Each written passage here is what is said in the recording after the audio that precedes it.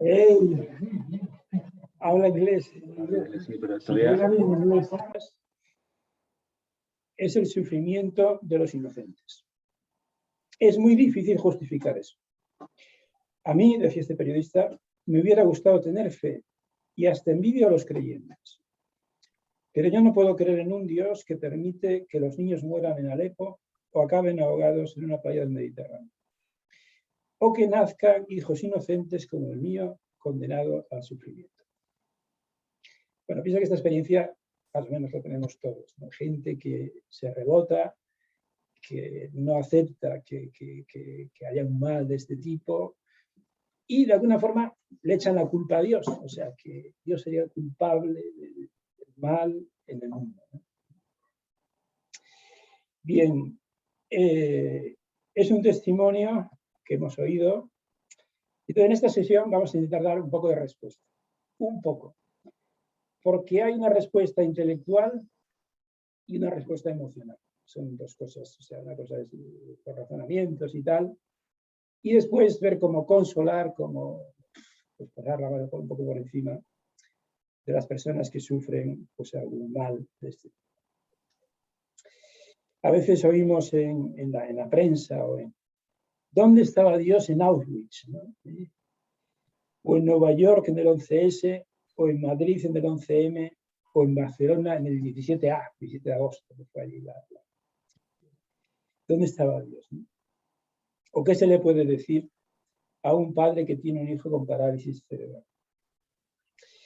Bien, al final daremos un poco respuesta a esto. Vamos a hacer un poco de desarrollo de pues, qué es el mal, desde un punto de vista un poco filosófico y también un poco, podríamos decir, literario, ¿no? Porque en el fondo la literatura muchas veces es un combate entre el bien y el mal, ¿eh? Por ejemplo, la Ilíada, la Odisea, las obras clásicas de literatura es el bien y el mal, ¿no? Incluso más moderno, El Señor de los Anillos, pues también, ¿no? El Mordor, la montaña esta, ¿no? Y entonces la compañía del anillo pues tiene que luchar contra el mal. Harry Potter también. Pues. En la Guerra de las Galaxias, en esta famosa pues, serie de películas, pues también os acordáis que el mal es una fuerza oscura que se apodera de las personas, ¿no? O sea que tiene un cierto, bueno, una cierta, no sé, por eso quizá a la gente le gusta, ¿no? El mal, ¿no? que actúa, ¿no? Y entonces la pregunta es, ¿de dónde procede este poder que hace batalla al orden inicial de la creación? ¿De dónde viene el mal? ¿Viene de Dios o es un poder exterior a Dios? Es un poco la gran pregunta, ¿no? ¿Esto es de Dios o son cosas que están al margen de Dios? Y entonces la respuesta a lo largo de la historia de la filosofía es, por un lado ha habido la visión dualista, maniquea, con múltiples formas. Es decir, los maniqueos decían hay dos principios, uno bueno y uno malo. O sea, el bueno crea el bien y el malo crea el mal. Y además, esto ha tenido efectos en la doctrina cristiana. Por ejemplo, el maniqueísmo es una doctrina cristiana, ¿no? Decía, lo bueno es el espíritu, lo malo la materia. O sea, un poco incluso Tertuliano, por ejemplo, es un autor que se dejó llevar un poco por ese maniqueísmo, creció siendo un cristiano, pero no es padre de la Iglesia porque, digamos, metió la pata en algunas cosas de este tipo, hablando que la materia, pues era mala, incluso aplicando al matrimonio, ¿no? Como carne y tal, o sea, en fin, o sea, un poco desbarrando en este sentido. O sea, en el fondo, el maniqueísmo, el dualismo, es una solución cómoda a la existencia del mal. Es no pensar demasiado qué es el mal y cómo actúa el mal. La afirmación de la Biblia rechaza esta concepción. O sea, la Biblia, o sea, la Escritura, nos dice que todo ha salido de las manos de Dios y todo es bueno. O sea, Dios crea en el Génesis, en el principio se ve vio Dios que era bueno. Él crea los mares, los ríos, tal. las estrellas, vio Dios que era bueno, crea al hombre, vio Dios que era bueno. Eso es una visión cristiana. O sea, hay otras visiones por ejemplo, el hinduismo, el budismo, o sea, hay otras maneras de entender. Por ejemplo, el hinduismo, bueno, es interesante, ¿no? Un poco porque también hay gente que hace meditaciones de este tipo, de hinduistas o hispasianas o cosas de estas. Ellos dicen, la causa del sufrimiento es el karma, que se origina como consecuencia de las acciones malas que se han cometido en la vida presente o en anteriores reencarnaciones. Por ejemplo, un huracán en Birmania con cientos de víctimas se atribuía al mal comportamiento de unos soldados. O sea, que es un castigo porque te has comportado mal, pues la reencarnación hace que haya unos males. Claro, ahora, por ejemplo, tenemos el volcán este famoso de La Palma, ¿no? Entonces digo, bueno, ¿esto por qué? ¿Pero qué pasa esto? Esta es pobre gente que sufre, que tal, que la lava le... O sea, ¿cómo hacer un poco la explicación de todo esto, ¿no? Pues ellos hablan del karma, ¿no? En el budismo, dicen, la causa del dolor es la pasión, ansiedad, egoísta. Solo el nirvana puede eliminar la causa. O sea, ellos es no sufrimiento que se consigue con el nirvana, una especie de estado de que todo te importe un rábano, ¿no? Perdón, ¿no?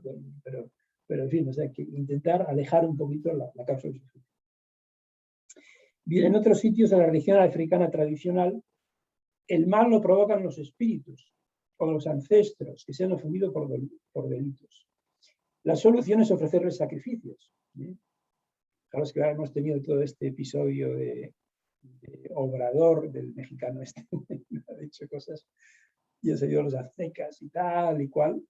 Claro, pero estos querían aplacar el mal con sacrificios humanos. Era una cosa así un poco esta mentalidad, ¿no? De sacrificios para aplacar el mal. Y entonces la visión cristiana, yo es lo que voy a dar porque es lo propio mío. ¿Cómo explica la Sagrada Escritura la existencia del mal? Por un lado, hay un origen de todo que es el creador que va haciendo el mundo, vio Dios que las cosas son buenas. Entonces, según la Escritura, el comienzo del mal no se encuentra en el origen divino de las cosas, sino en la acción libre de la criatura, que voluntariamente acepta o rechaza el plan propuesto por Dios en la creación. O sea que Dios crea el mundo, crea las cosas materiales y también las espirituales, el hombre, el ángel. Y resulta que estos seres espirituales tienen algo que se llama libertad. Aquí está un poco la clave del mal, o sea, la libertad. Al comienzo del hombre se nos relata un acontecimiento, de un relato alegórico, ciertamente, de la manzana, Eva, tal, tal. Aparecen el hombre, la mujer y la serpiente. Dice el libro de Génesis. La serpiente era el más astuto de todos los animales del campo que había hecho el Señor Dios. Y dijo a la mujer, ¿de modo que os ha mandado Dios que no comáis de ningún árbol del jardín? Bueno, es un relato alegórico, pero de alguna forma, claro, son cuentos. Son cuentos hasta cierto punto. O sea, la realidad es que el mal existe. O sea, ¿cómo explicas el mal? O sea, la gente que dice, bueno, entonces, hay algo, ¿no? Una prueba, quizá la alegoría es a lo mejor no había serpiente que agrava y tal, ¿no? La serpiente, el maligno, es una criatura que quiere separar al hombre de la voluntad divina e ir contra el plan general de Dios. O sea, es un tentador, alguien que... Esto, digamos, la experiencia nuestra es que existe este mal, este tentador. O sea, un ser humano es una persona tentada. Y eso es la experiencia que es fácil de dónde viene, ¿no? Dice el Catecismo de la Iglesia Católica, que un poco pone las cosas que hay que creer, por decirlo así, los cristianos. Dice, el número 397.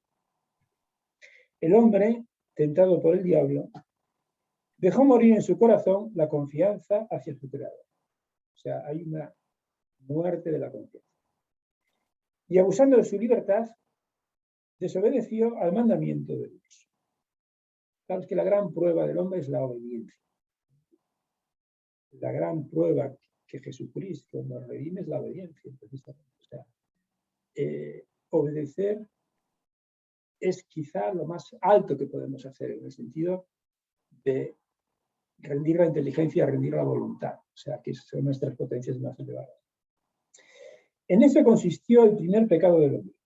En adelante, todo pecado será una desobediencia a Dios y una falta de confianza en su bondad. O sea que esto, que desde el primer pecado, se ha repetido muchas veces en mi vida, en la vida de los demás, en la vida de la gente.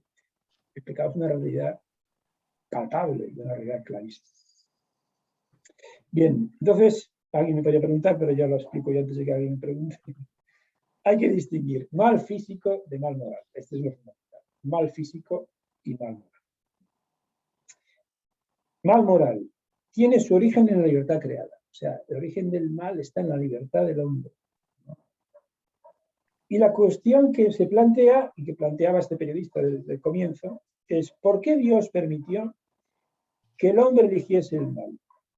¿No habría sido más providente impedir esa elección con su omnipotencia? Esa es la gran cuestión, ¿no? O sea, ¿por qué Dios permite que el hombre peque y no se lo impida para que no haga destrozos, para que no siga haciendo? Pues, ahora lo veremos. Tenemos la respuesta. Bueno, entonces el mal físico está ligado a la entraña misma del universo en su situación natural.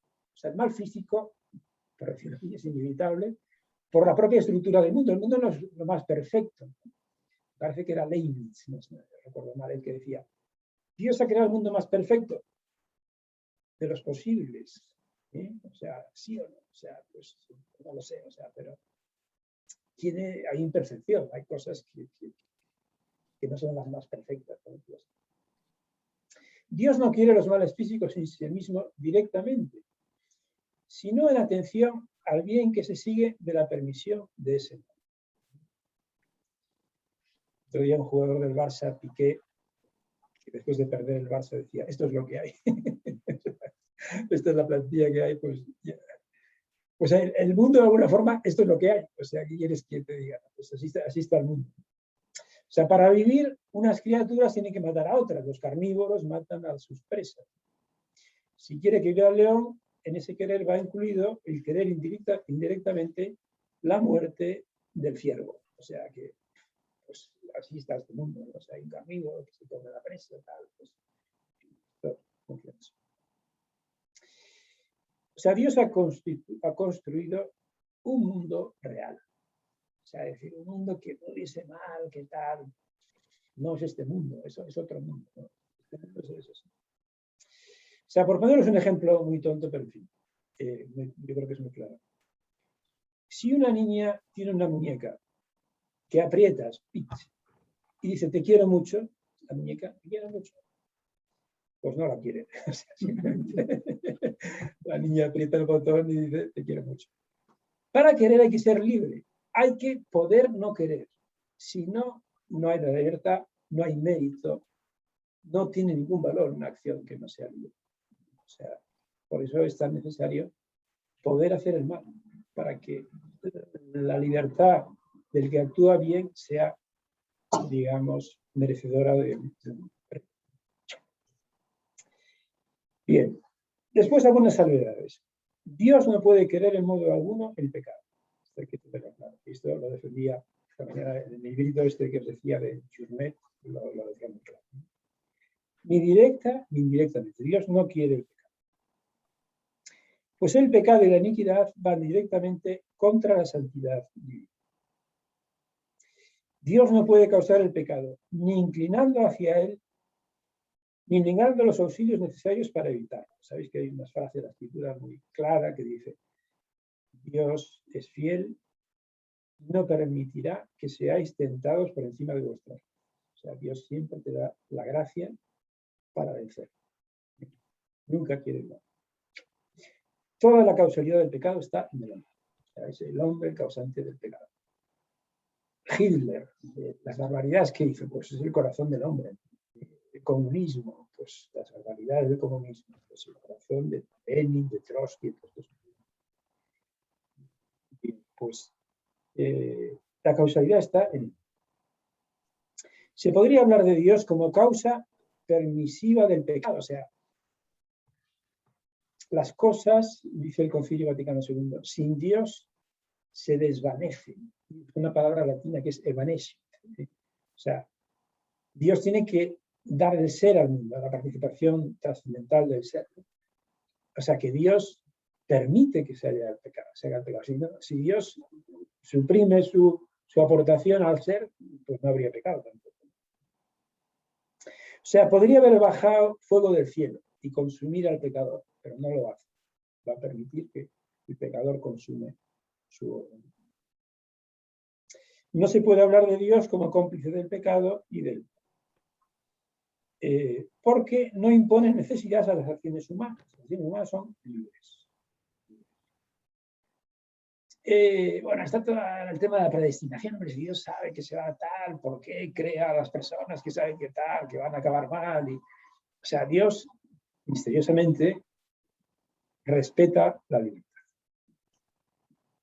Y es una libertad real. O sea, yo creo que este tema de la libertad, o sea, esto se niega hoy en día. La gente que dice que somos condicionados por la sociedad, por tus padres, por los genes, ¿no? Tu genética, o por el cerebro, tus neuronas y tal. Esto, no sé, hay una experiencia, en fin, también me parece muy tonto, pero muy clara. Yo puedo levantar esta mano o bajarla. Tengo libertad, o sea, puedo bajar. O sea, soy yo que decido una cosa, ¿no? No es Dios que dice, ahora la levantas porque te he dicho yo que la levantas. O sea, uno tiene autonomía, tiene esa capacidad de... O sea, que la libertad de alguna forma es una experiencia personal. Yo tengo la experiencia personal. Hay un libro muy bonito de Jacques Philippe, de este famoso doctor, que es La libertad interior. Que titula así, ¿no? Y es muy bonito porque la libertad buena es la interior. Mejor pues no te deja el guarda que aparques. Yo quiero aparcar, que el guarda se tiene su libertad interior de decidir, ¿no? de hacer las cosas por ti mismo, también teniendo en cuenta el bien y el mal, ¿no? Dios dota a sus criaturas de verdadera capacidad de actuar, lo que implica que sus acciones tengan consecuencias reales. Si a las criaturas libres no se les permitiera causar efectos malos, la libertad sería ficticia, no sería real. O sea, que de alguna forma Dios permite el mal para que se vea que el hombre es libre, y porque le da mucha gloria las acciones buenas, libres, hechas con amor, pues es lo que da gloria. Dice Santo Tomás de Aquino, Dios permite que se produzcan algunos males para que no resulten impedidos muchos bienes. Este es el otro punto, ¿no? Que todo mal, detrás hay un bien. O sea, ahora hemos dado muchos ejemplos, pero ¿por qué Dios permite el mal? Para conseguir un bien, siempre. O sea, hay un bien oculto, hay un bien misterioso, a veces no tan misterioso, a veces es muy claro, ¿no? La misma libertad, la capacidad de enmendarse, por ejemplo, el arrepentimiento. Cuando uno hace un mal, se arrepiente. El arrepentimiento es una cosa muy buena, o sea, es una cosa que da mucha gloria a Dios, que ayuda. Incluso humanamente, una persona que se arrepiente, te pide perdón, pues te conmueve, ¿no? O sea, caray, este tío, pues hombre, vamos a tratarlo, vamos a acogerlo, ¿no? La solidaridad con los que sufren, ¿no? Es decir, que te ayuda a quererlos y a echarles una mano. O sea, hay cosas buenas dentro de pues eso. Bien, una cosa clave de la filosofía la dice San Agustín. San Agustín dice, el mal no es alguna naturaleza, sino que toma ese nombre de un defecto del mal. O sea, el mal no es algo, podríamos decir, con un ser entitativo, sino es algo, un posible bien que se queda a medias. Por ejemplo, el cojo debería tener dos piernas y solo tiene una. O sea, tendría dos, bueno, pero tiene una. O sea, tiene un defecto. El mal es que no tiene las dos, ¿eh? Pero tiene un ser incompleto para decirlo. Santo Tomás añade a esto que dice San Agustín, dice, el ser malo no es algo, sino aquello a lo que le acaece ser malo es algo, en cuanto el mal priva de algún bien particular. O sea, que el bien previsto no se alcanza. Tienes un bien parcial, tienes un pequeño bien, pero no el bien total que tendrías que esperar. Bien.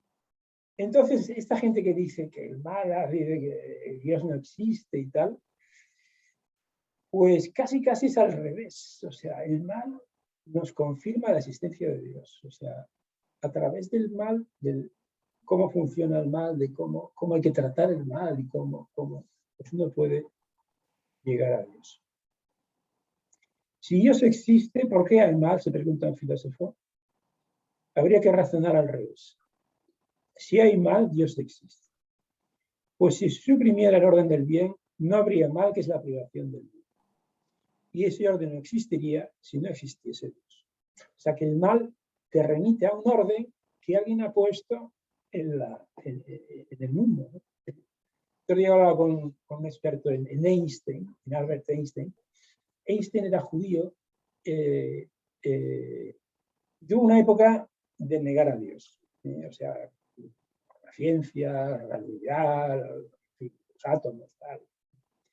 Pero hacia el final de su vida afirmaba a Dios. O sea, el orden de la creación es tal que no puedo negar a Dios. O sea, la misma ciencia, la misma perfección de las cosas, o sea, un testimonio muy favorable a Dios.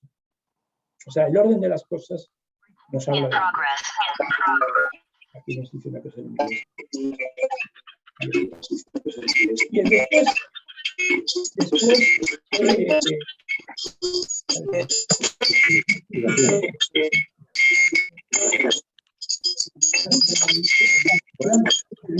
que no nos dé la gana. Tenemos el mute.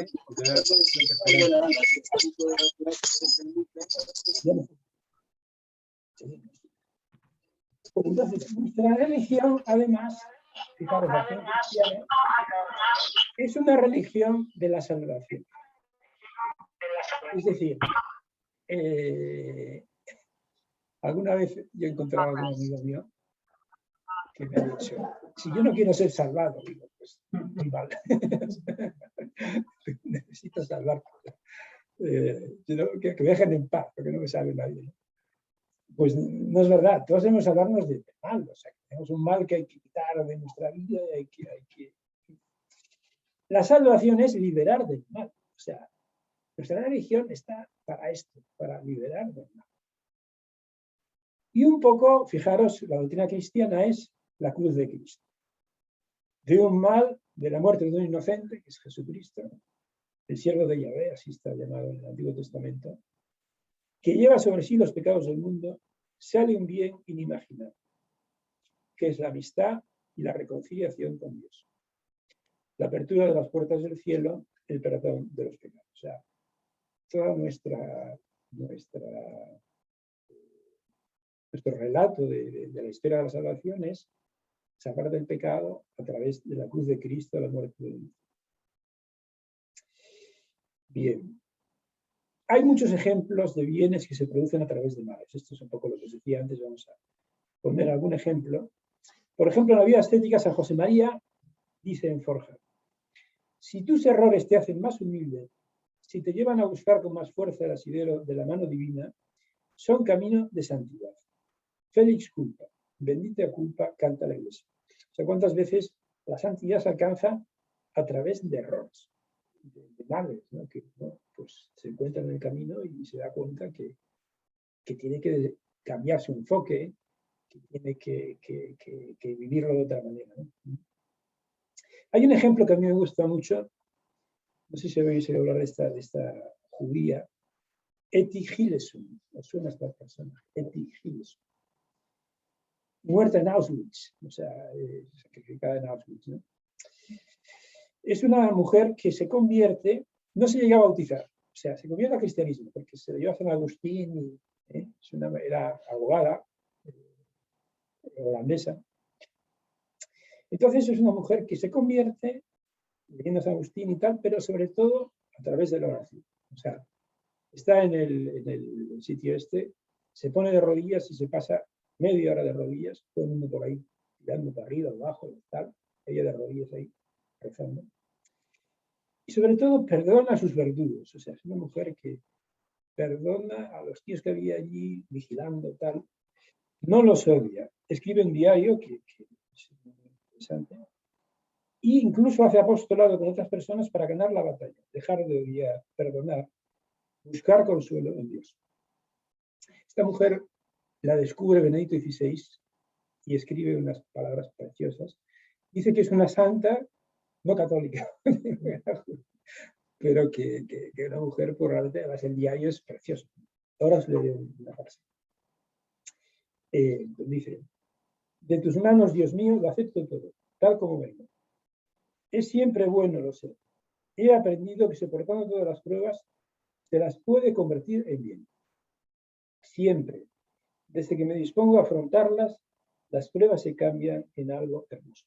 O sea, descubre la belleza de vivir estas pruebas. Esta frase es de un libro de Jacques Philippe, que también descubre a Etty Hillesum y la Conqueritos, varios capítulos. Bueno, después, algún ejemplo más de mal que se convierte en padres con hijos con síndrome de Down. Yo conozco 3 o 4. Los hijos, la alegría de la casa. O sea, todos. En la casa del hijo con síndrome de Down. Son alegres. Sus hermanos les quieren. Y se quieren más entre ellos. Niños que van al cielo directos. O sea, es un mal hasta cierto punto. Que uno dice, hay mucho bien detrás de ese mal. Bien, no hay duda que el mal es desconcertante y duro. Pero la vida cristiana ofrece consuelo y sentido. De hecho, acordaos de lo que se dice en la salve, valle de lágrimas. Pero, en fin, son lágrimas que son de tristeza y también un poco de alegría. Pues nada más. Ese es un poco el colofón. ¿Alguna pregunta? En fin, empezamos con la gente que está aquí. O algún comentario, si queréis, alguna experiencia que alguno quiera decir. Roberto.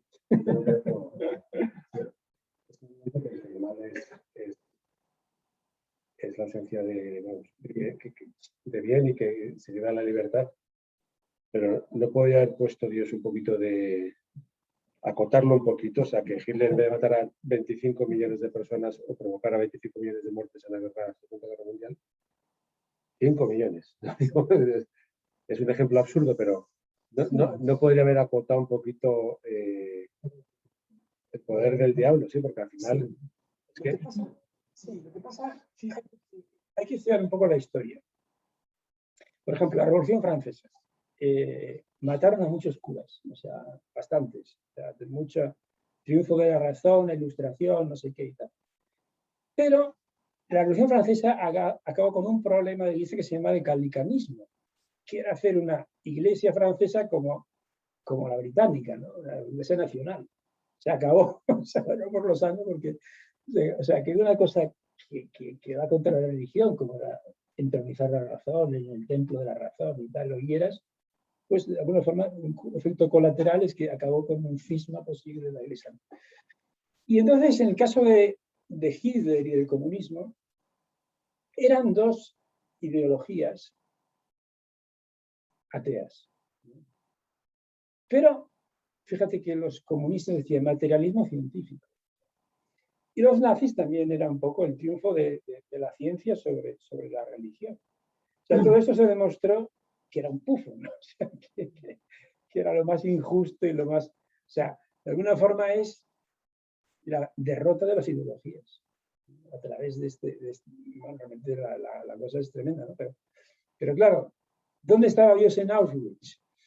Pues en el corazón de Etty Hillesum, ahí estaba, ¿no? O sea, que la gente que resistió, la gente que... O sea, en las guerras hay muchos males, pero tenía muchos bienes, gente que lo hace muy bien, gente que lo vive muy bien. La Guerra Civil Española, de mártires y bueno, es un poco misterioso, ¿no? ¿Por qué Dios lo hace así? Es un gran misterio, ¿no? Pero...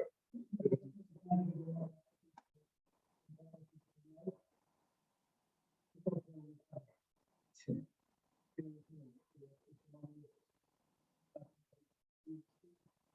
Para bien suyo.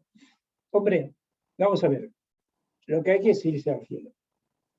Este hombre se puede ir al cielo. Su hijo se puede ir al cielo. O sea, esta es la gran asignatura, por decirlo así, que hay que cubrir. Yo creo que este padre, los 36 años estos que ha vivido con su hijo, lo ha hecho bien. Lo ha tratado bien, lo ha cuidado, se lo ha llevado a una escuela de estos especiales y se ha gastado la pasta, o sea que lo ha hecho bien, ¿no? Hombre, cansa. Y de alguna forma me hubiese gustado otra cosa, pero tampoco está tan mal lo que has hecho. O sea, no sé cómo... Lo que ha dicho de allí, sabéis que tengo una hija con síndrome de Down. Y pues, la primera conversación o sabíamos y me gustaba que iba a ser la alegría de tu vida, ¿no? Pero el siguiente día pues ya la cosa va más y al poco tiempo lo mejor que nos ha pasado en la vida es tener a nuestra hija con síndrome de Down.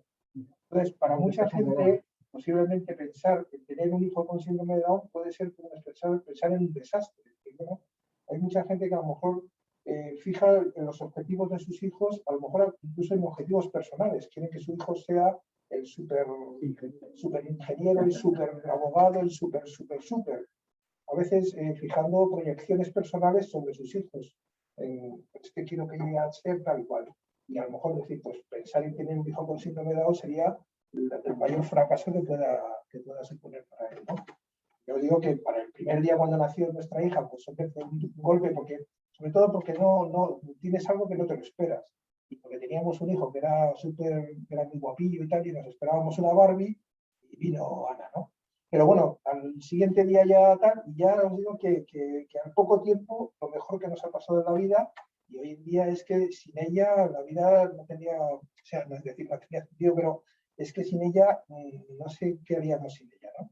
Entonces, algo que para mucha gente puede suponer un mal o decir, joder, es que fíjate qué pena de vida y tal, para nosotros es lo mejor que nos ha pasado en la vida. Entonces, bueno, pues la vida te cambia totalmente pensando en algo que aparentemente es negativo y desastroso y bueno, no quiero comparar un síndrome de Down con una parálisis cerebral, por supuesto, ¿no? Pero bueno, no lo sé. Sí, bueno. Te hace pensar un poco la forma. Por supuesto, a los hermanos les ha hecho. A los hermanos, ¿no? Aprenden a ponerlo diferente también de otra manera, ¿no? Aceptan mejor lo diferente, no prejuzgan con tanta facilidad. Bueno, el caso más espectacular en mi colegio anterior, mi reencarnación anterior, unos padres que tenían varios hijos y adoptaron un chico con síndrome de Down. Y además hicieron una encuesta entre sus hijos. ¿Queréis qué tal? Y todos que sí. O sea que la cosa se puede enfocar bien. ¿Qué más? ¿Alguna? Yo creo que depende también de las creencias, ¿no? Las personas que no tienen suerte de tener una fe y las personas que lo tienen, ¿no? Yo conozco unos amigos que se les murió un hijo y me ha reconocido al cabo de 15 años eso les benefició. Es muy duro decirlo y muy fuerte, ¿no? Tener una persona, un padre, eso, ¿no? Pero con el paso de los años están más unidos, la familia está más unida, pero claro, tenían unas creencias. Eso le pasa a una persona sin creencias, donde no se puede agarrar a ningún lado, debe ser terrible, ¿no? Bueno, hay gente sin creencias que son buenas, bondadosas, ¿no? Por lo menos con los hijos y con... O sea que la fe desde luego ayuda. Y de hecho, esto que hemos dicho un poco en la charla, es que da consuelo, da un poco horizonte, ¿no? Es decir, ¿a dónde vamos, ¿no? con todo esto, ¿no? O sea, no solo a sacar las castañas del fuego, sino a tener un proyecto de vida, ¿no? De realización personal y de poner las cosas en su sitio. El mal a muy corto plazo, o sea, cuando pasa algo a estos señores de Palma que se les ha llevado su vida, ¿no? Inmediatamente, a lo mejor a muy corto plazo no lo puedes entender. A lo mejor ese bien que está detrás del mal, pues no lo ves en ese momento, ¿no? Lo puedes ver un poco más a largo plazo. Y a lo mejor la fe te puede ayudar a poder pensar que un poco más adelante lo puedes ver. Y ese bien puede venir después. Quién sabe si esa casa que se te ha hundido, luego viene algo, todo está para bien, ¿no? Pero bueno, ese a corto plazo es difícil de entender. Ese mal que te viene de repente, inesperado, sobrevenido, pues dices, oye, Señor, ¿dónde estás? Oye, que ahora cuando te necesitaba, en el peor momento, justo ahora, y cuando más te necesito es cuando no estás, ¿no? Cuando no te veo. Entonces, la fe sí nos ayuda a poderlo sobrellevar mejor, y si no hay fe, pues es muy difícil, debe ser muy difícil. Y una cosa que recomiendo es leer despacio los salmos. Son 150 salmos. el salmo. Y casi todos los salmos son, ven, ayúdame, que estoy mal, que no sé qué tal. O sea, todos los salmos son un poco auxilio, ¿no? SOS. Sí, el Señor nos socorre de los malos. Y comentar que hay personas que teniendo fe les llega el problema del dolor y abandonan la fe, se van. Entonces, ya me comentaba un familiar de lo que suele ver por aquí, que ante la muerte terrible del padre de esta persona, que sufrió muchísimo en la agonía, pues mandó a Dios a la mierda, literalmente. Y luego, no sé si habéis visto la película de Medjugorje, que sale Nando Parrado, que es el que estaba en la tragedia de los Andes, que perdió la fe porque murieron en el avión, en el accidente, y era un tío muy católico. Perdió la fe y luego se convirtió, o sea, 35 años después, yendo a Medjugorje, cayó de rodillas delante de un sacerdote, pero que renegó de Dios y tenía la fe y la tenía bien arraigada, ¿no? Entonces, que al final es... que el mal es un tema muy serio, que cuando te afecta y te agarra las entrañas, pues supongo que te genera odio, dolor, rechazo y todo tipo de... Bueno, pues también hay que dejarse ayudar, o sea, de alguna forma, quizá por un sacerdote, pero también por un psicólogo, ¿sabes? Los psicólogos también tienen su propia función, ¿no? Sí, parece ser que Darwin es un ejemplo de perder la fe, porque se puso enferma su hija, que la quería muchísimo, y a partir de ahí dice, no creo en Dios. Es difícil, es que es difícil, pero es que si no lo vemos desde un punto de vista, desde el cristianismo profundo, el cristianismo reflexionado y con gran fe, no lo podemos entender, ¿no?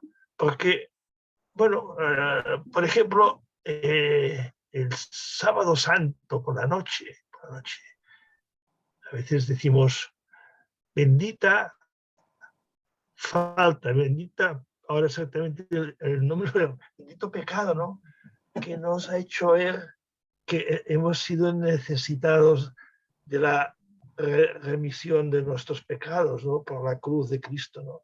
Entonces, si uno mira, a ver, aquí es como el ejemplo de los dos ladrones que están con Jesucristo allí clavados en la cruz. Uno dice, sálvame, sácame de aquí, que estás esperando, ¿no? O sea, el hombre está desesperado, ¿no? Y el otro dice, cállate, nosotros nos merecemos la pena. Bien que en él hay una injusticia tremenda y por eso, bueno, luego tiene el consuelo que da Jesús, ¿no? Hoy estarás conmigo en el paraíso, ¿no? Es decir, que es muy difícil. He leído últimamente un libro que se llama Némesis, de un autor judío, premio Nobel, y justamente el problema que tiene es que, aparte de que el personaje principal es un chico que su padre es borracho, qué suerte tiene de sus abuelos, pero que ha nacido en una familia desestructurada totalmente. Pero este chico es demasiado perfeccionista.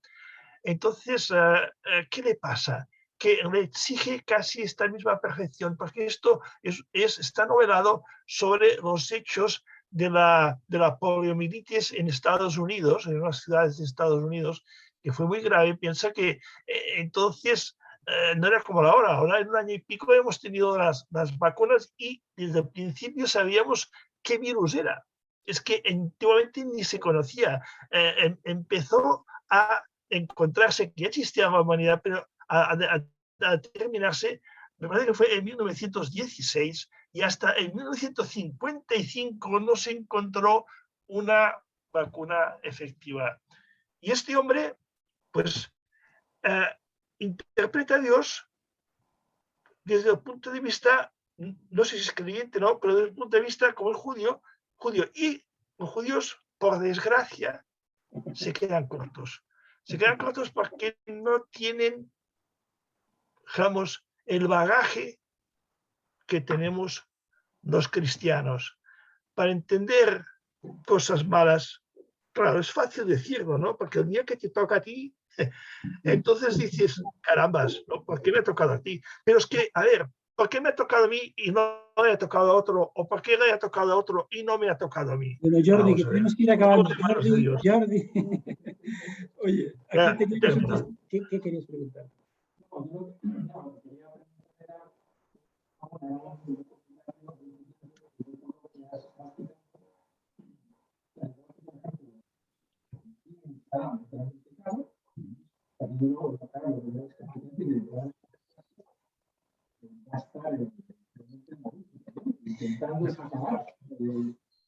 No, porque en el Evangelio, cuando al ciego nacimiento le preguntan, ¿quién pecó, él o sus padres? Y el Señor dice, no pecó nadie. O sea, el ciego es ciego porque le ha tocado. No hay siempre una causa del pecado, de los males físicos. Todavía aprovechar. Eso sí. Digamos eso, por lo que estás comentando, para la fe, Sí. Bueno, tenemos que acabar porque el compromiso es que dura 45 minutos y no más. Entonces, muchísimas gracias a todos.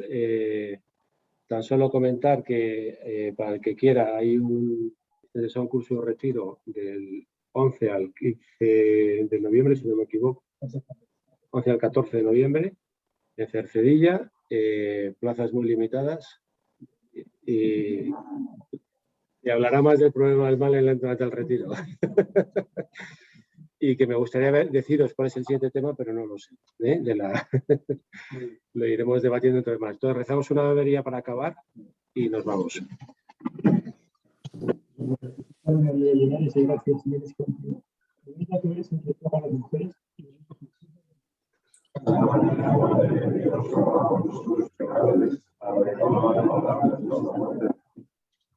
Santa María descansad en tu sabiduría. Hasta luego, caballeros. Adiós. Buenas noches. Bye. Adiós, Jordi. Gracias. Buenas noches.